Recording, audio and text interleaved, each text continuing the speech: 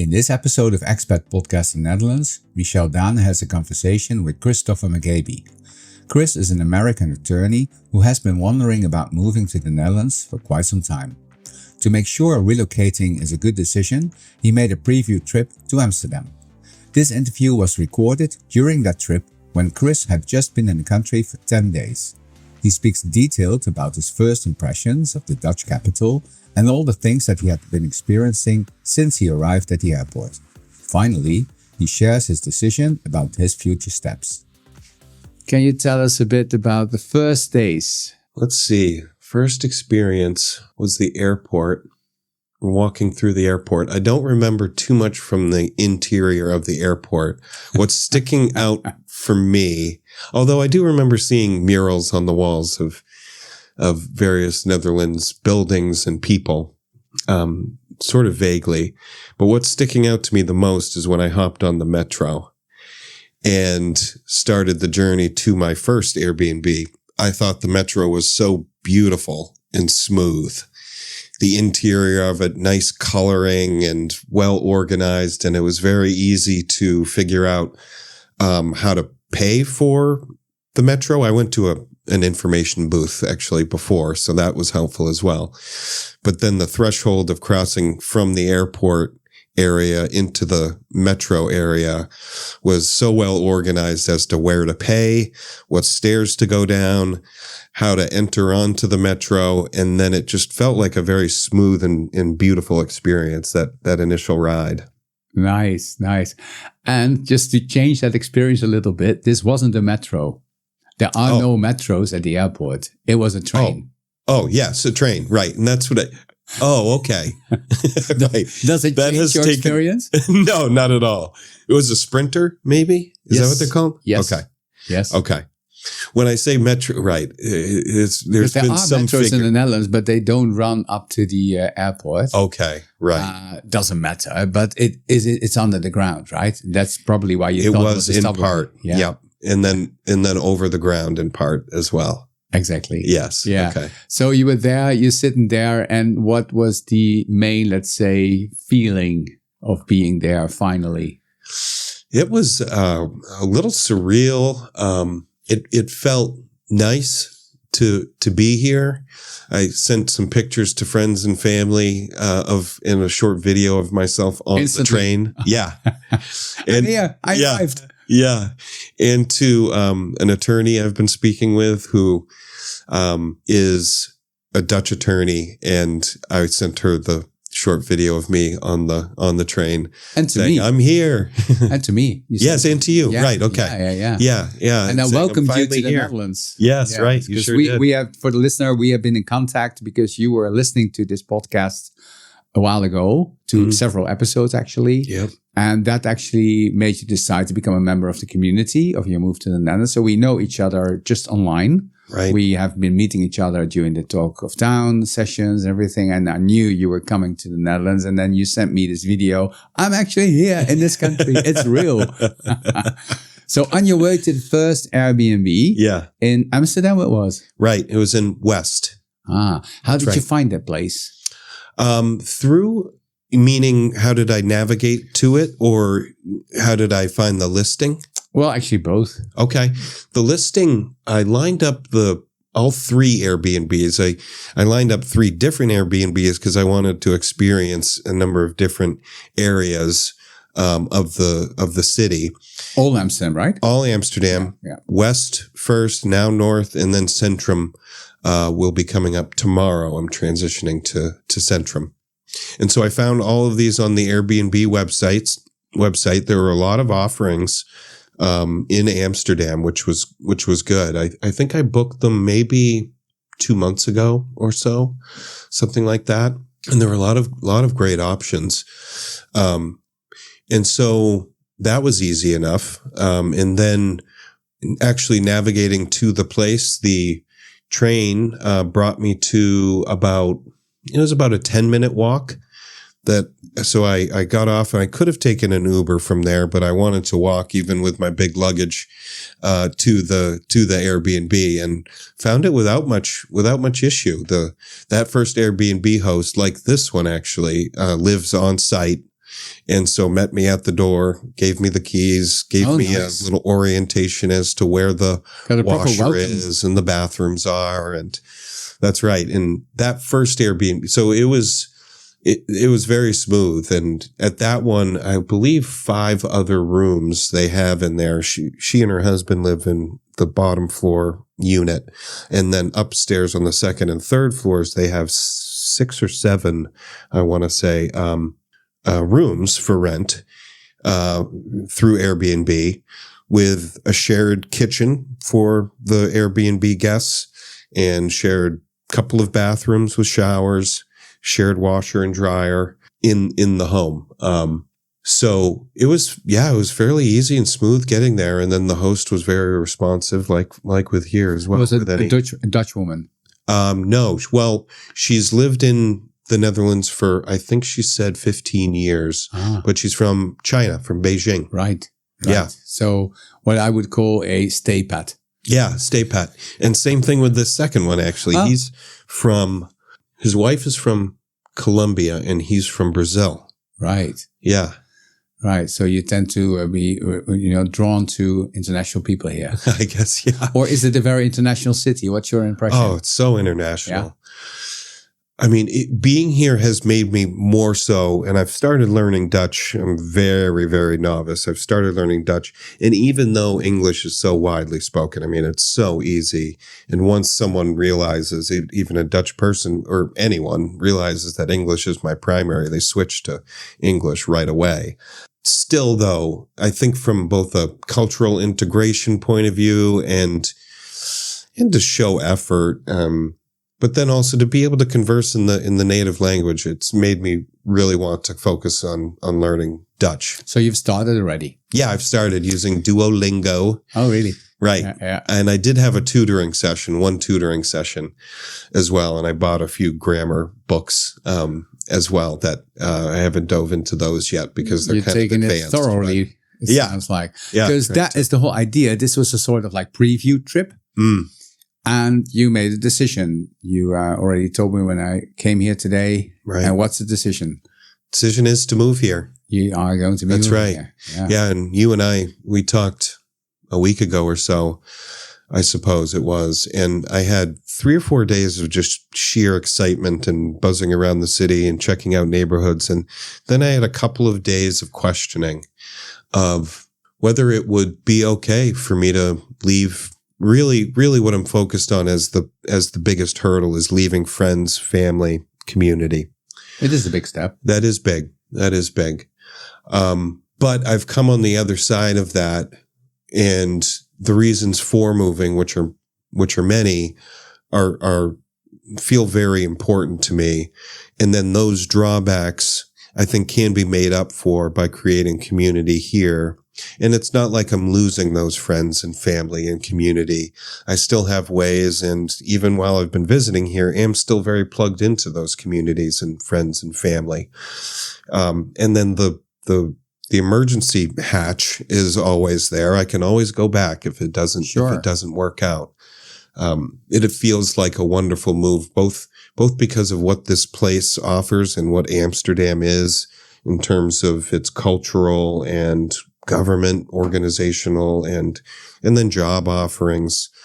But then also, a new adventure for me, new way of life. And so I guess, there are many things that are drawing me to it. Yeah.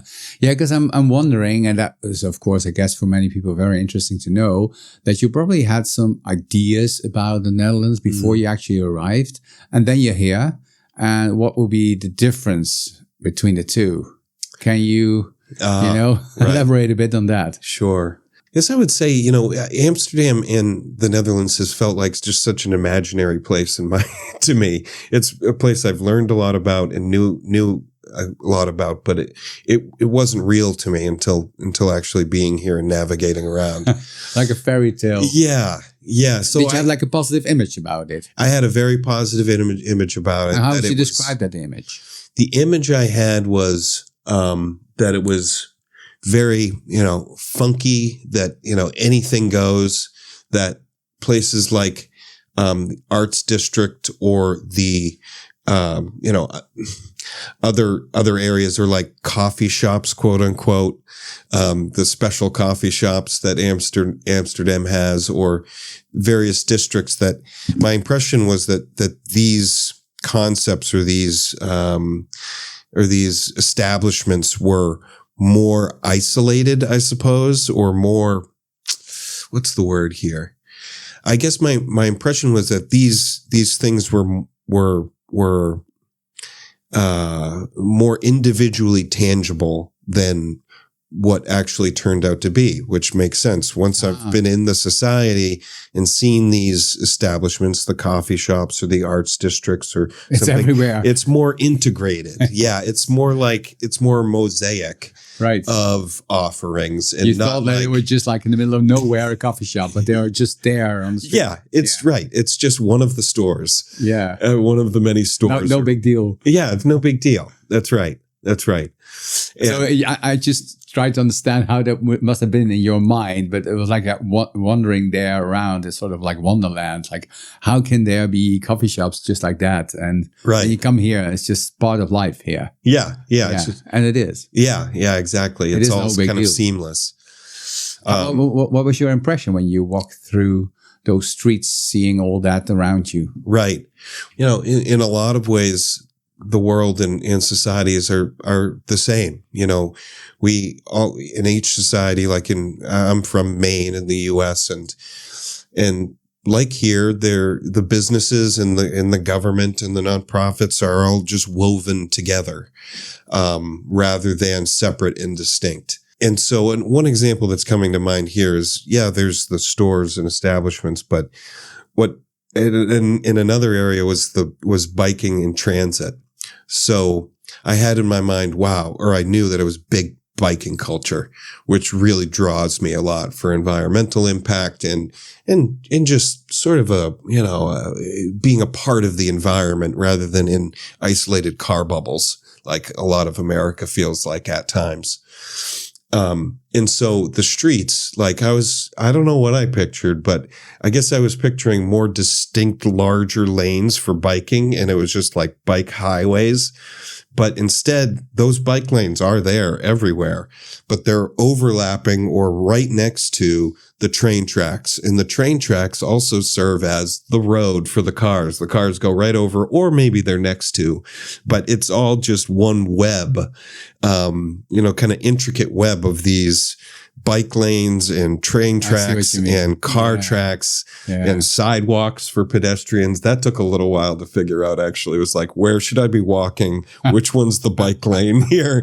And people on bicycles don't like pedestrians walking on the path for bicycles. Right.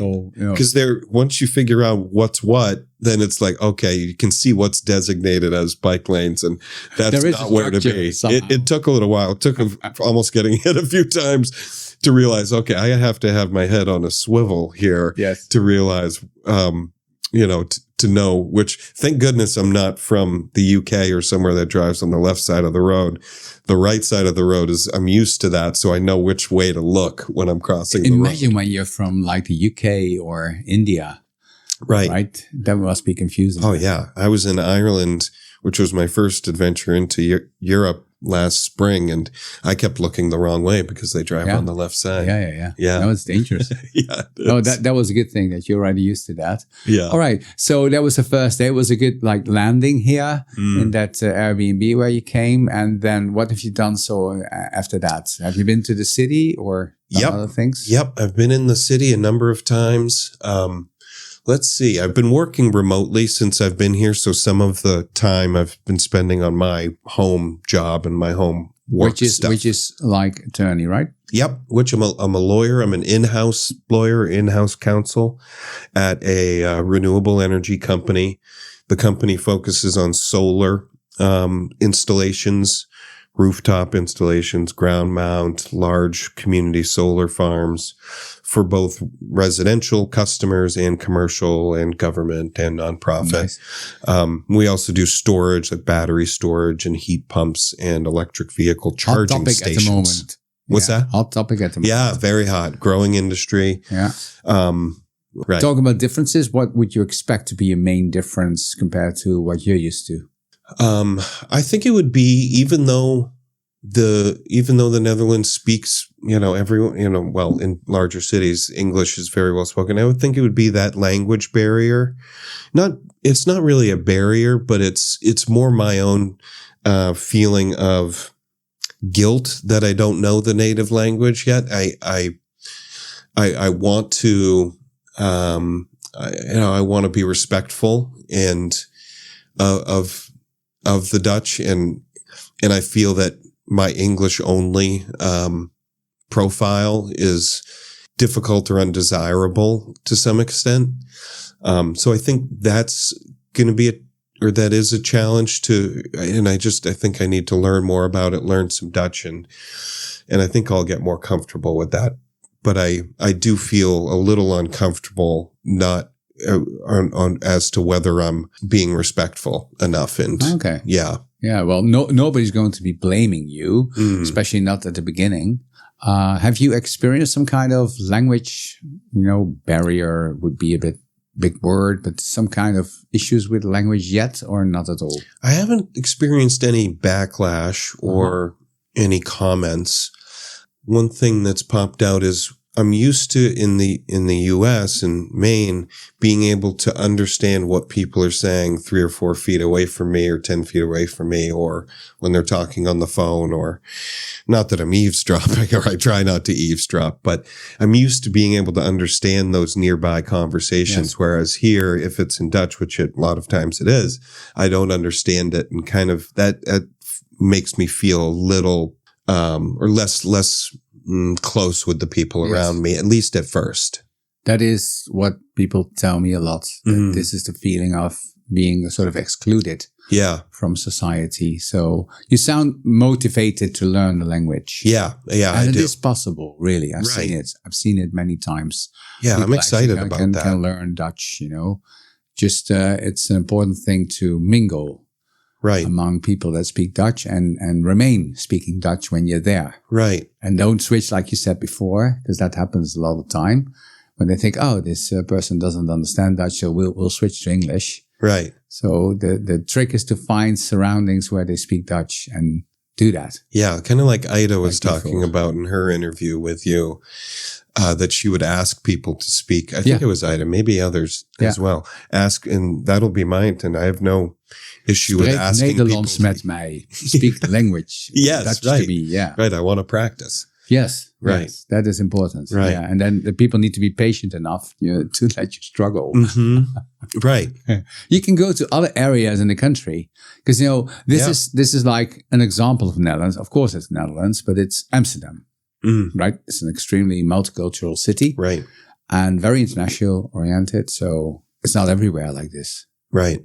So you can always go to villages where people are not used to speaking English. Right. Yeah, I will. Just like let's say like a mini course for a week. Go there and, immerse yourself in. That's right. But I'm also very excited about that challenge. I hear that. Yeah. Well, it sounds like you're going to be picking up this easily. Right. And so I was curious because you said I actually made the decision because you said like the first couple of days was excitement. Then became this period of questions, you said. Yeah. And what made you change your mind? I think spending a good amount of time in De Pipe, in speaking with a new contact of mine last week who is a lawyer at a law firm, and in that experience of that job feels possible, and that I could really, we've had conversations to this effect as well, where my skills or my personality could fit well with a Dutch company. That networking interview or networking meeting that I had really started to make the professional world feel more possible and real to me. So that was very helpful. And then spending the time in De Pipe. Just for the people who don't know, this is an area in Amsterdam, right? That's right. It's an area in Amsterdam. It's almost a square, kind of off of the central centrum or the downtown area.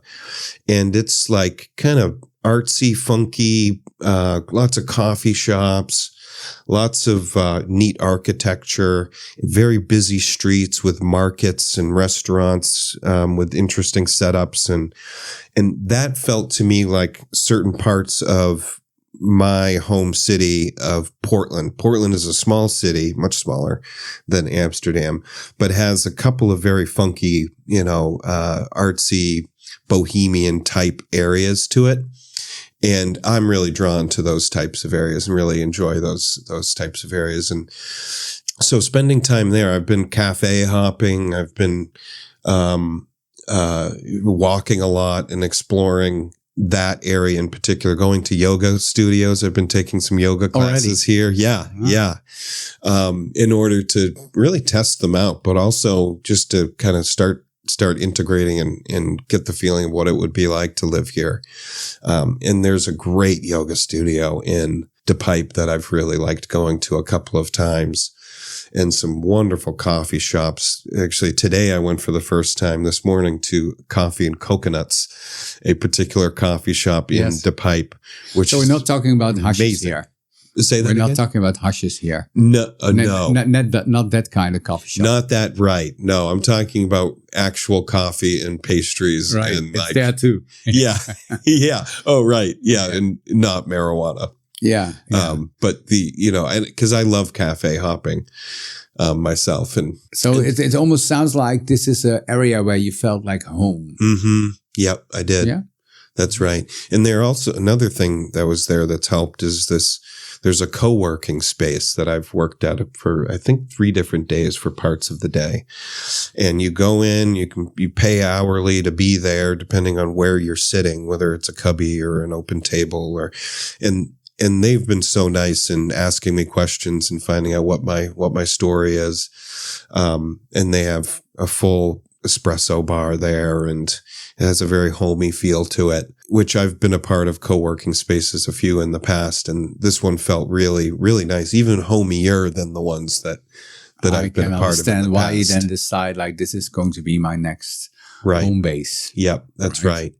That's right. And, and getting to know the transportation system a little bit better, going to some museums over the past week, especially, visiting with my couple of college friends that they're a married couple who live in Amstelveen. We've been hanging out. We went to museum night together on Saturday night. Those connections have made me feel like it could very well, feel like a great move and home without, pretty quickly, I suppose. Yeah, without too much effort. Yeah, without too much more effort. Right. Very nice. It's a good, interesting decision. And it sounds like this is something that really suits you at the moment, right? Yeah. So what's going to be your next step? What's going to be my next step? Okay. Well, I have to follow up. On some meetings that I've had, some networking meetings that have been great with this lawyer last week, and then things with you, Michel, and then today I met with a guy who is in the renewable energy sector. So I'm following up with him. And with all those discussions, we've talked about next steps and possible ways we could work together, people that I could meet. So I'm continuing, I guess, just to sum it up, I'm continuing to job search right now. That's number one. A little while back, I finalized a most recent CV or resume as we call it, that I feel really good about. So I'm ready to really start networking on a more consistent and aggressive basis, not aggressive in a negative way, but to really get after it, right? On a committed basis. That's right. And I've been waiting for that CV to really come together in order to be more committed to networking and job searching. So now I feel ready to present myself to. Is that the core of everything? Finding a new job? Is that the first step that you need to be taken? It is for me. Yeah. It is for me because I need to have, all right, I guess both from an emotional point of view, but also financial point of view. I would like to have something lined up in order to make that transition. I could make the leap of faith and be here, but I don't have enough in savings to really make that. And I still have, this is another reason I'm excited about the Netherlands and the education system here. I still have law school debt that is there and watching me, and that I need to continue to pay. And that's quite amazing, because you have been working in law for quite a while. Right. You're in your 40s. Yep, 42. I still have a debt. Still do. That's right. Wow. I mean, part of that's based on because of the choices I've made. I had my own law firm for 9 years and had some great years, but had some more challenging years where I hired staff and we were growing, and I don't feel like I hired, it was a lot of payroll to keep up with. And so I, over a couple of years, was not paying myself really anything at all or much at all, enough to survive, but to make sure that other people got the salaries. That's right. Yeah. That's right. So I don't think I hired in the right way, and hired a little too aggressively for a while. So some of the reason I have this debt is my own choices during that period. I see. It was as an entrepreneur, actually. Yeah. You were a professional and an entrepreneur. That's right. Yeah. That's right. Yeah. So part of it's those decisions, but then also just the massive amount of debt that I had to take on. I mean, to 6 figures, let's say that.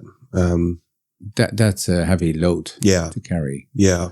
So I do understand. So getting a job is crucial now, and you're well on your way to explore that area. That's right. Are you confident to find something? It sounds like it. I am. I am. Yep. Yeah. I am. I know it'll happen sooner or later. And I'm not in a super rush, because I have still have a job back in the US that I'm relatively happy with, and that's at a great company. There are things that I would like to improve upon for this next job, or things about the job that I'm not in love with, I suppose. But it's a secure job. I'm well regarded there, thankfully, and so that's, I don't want to leap away from that until I have something lined up here that seems like a pretty good fit. Although, as we've talked about, Michelle, the priority for me is the move. So I'm kind of willing to take a job that may not be the perfect fit in order to make that transition happen. Yes. In order to have some security in making that move. Yeah, because that's now, it seems to be counting for you very importantly. You want to be here. Right. So would you recommend people to go on a preview trip like you're doing? Yeah. Oh, for sure. And why? For sure. I mean, from a professional job point of view, it's being on the ground, as I'm sure many of the listeners know, can be so much more beneficial to your job and networking prospects, because you get to know where things are, how things function here a little bit. You can meet people in person doing networking. You can figure out where you want to live. Yeah, I guess just from an understanding and then presenting myself to a potential employer, I can say now I've been there. I know I want to be there. And in my case, I'm going to be back for a month and a half from January into February for sure, unless I get a job in the meantime, then it could be earlier. But I'm planning to come back for a month and a half from January into February, where I can set up additional meetings or interviews while I'm here in person. You actually take it as a job now to work on your transition to the Netherlands. Absolutely. Yeah, that's exactly what. And another thing seems that, you're coming out of your fantasy world. You actually can confirm that it's real. Right. It's there. And you meet people and you can see what it actually is like in real life instead of just in your mind. Right. Like it used to be. Right. And I think, to expand upon that a little bit, being here now and having and meeting you in person, Michel, for the first time, and then a few of these other contacts that I've made, now they can be kind of central connection points that I've met in person who are more willing to help me, and I'm able to help them, I think, more because we know each other on a very personal basis. You create your new beacons here, right? Yes, beacon. That's a great way to put it. Yeah, absolutely. That's really nice. Right. It sounds really solid, and there's a lot of inspiration, I guess, for a lot of people who are considering moving to any country, but in this particular case, the Netherlands. So good advice. Just to, round up with a advice or something that you've learned the last, let's say, 10 days so far. Is anything that you thought was challenging, but you overcame this in the last couple of days? Let's see. Challenging, but I overcame. One thing is the Dutch have a reputation for directness, as you know, in their speech and how they communicate to you. I knew some Dutch people before, but now being here, I have to remind myself that a lot of times when Dutch people are saying something that in the US or in America, saying something like, their opinion about things or whatever that could be taken as offensive or not even or intended to be offensive. It's simply they're stating a fact that they want you and being transparent about how they feel or what they think. So there have been instances in coffee shops or in meetings where, someone will state their preference on something. And for me, it's a little like I'm taken aback a little bit at first, like, oh, whoa, are you? My mind goes, are you mad at me? Oh, no, actually, no, you're not mad at me. You're just transparent. Yeah. You're just you being transparent and direct. That's exactly this is what the way of life here, or this is the way it goes. So that's exactly what I meant. So actually you had to sort of speak to yourself, not to be offended or anything or insecure or anything. Just this is the cultural difference that you've been warned about. And this is what it looks like in real life. Right. Yeah. There's that internal monologue where I say at first, am I resentful at this? Should I take offense? No, it's just the way that it's just a difference in culture. But it's a wonderful illustration, actually something that would happen to anyone when you come across something that you're not used to. The first response would be to respond in the way that you would always do, but you are in a different environment. Right. So just to take a little bit of pause and reflect, like you're saying, is this really happening? Is this the way I perceive it, or is it differently? Mm-hmm. And would I respond now differently based on what it really is in life in real time instead of in my mind or what I'm used to? So you're actually adjusting at the moment, right? On the spot, how to behave, right, more effectively, because probably it would not work so well if you would respond in a way that you're used to. Yeah. When somebody is so direct to you, you feel like, you're probably mad at me, but no, they're not. Right. No. And I'm lucky to be, to have been working through personally on stepping back and trying to understand other people's perspectives, in that, in my opinion, in my experience, my initial instinct or my instinct can be that there's something to be resentful about, or I guess to say that my initial instinct or impression a lot of times, and maybe most of the time, is not accurate. I'm coming at any given situation with a lens of bias in a way, or of just my own upbringing. And so in any situation, trying to take a step back and understand where someone else is coming from, and know that everyone, or not everyone, but just about everyone, has actually good intent and has their own issues and tools and benefits and their own lens that they're coming to the table with, is now what I really try to approach every conversation with, is giving people the benefit of the doubt, that they're not trying to be offensive, or they're not trying to hurt me, and they're not finding me offensive or not finding me hurtful in reality. There's just different lenses that people are coming in to the conversation with. Well, that's wisdom. To approach life this way. That's very nice and helpful. It's a work in progress. Yeah, and very helpful when you're visiting a new country. Right. It gets you out of trouble.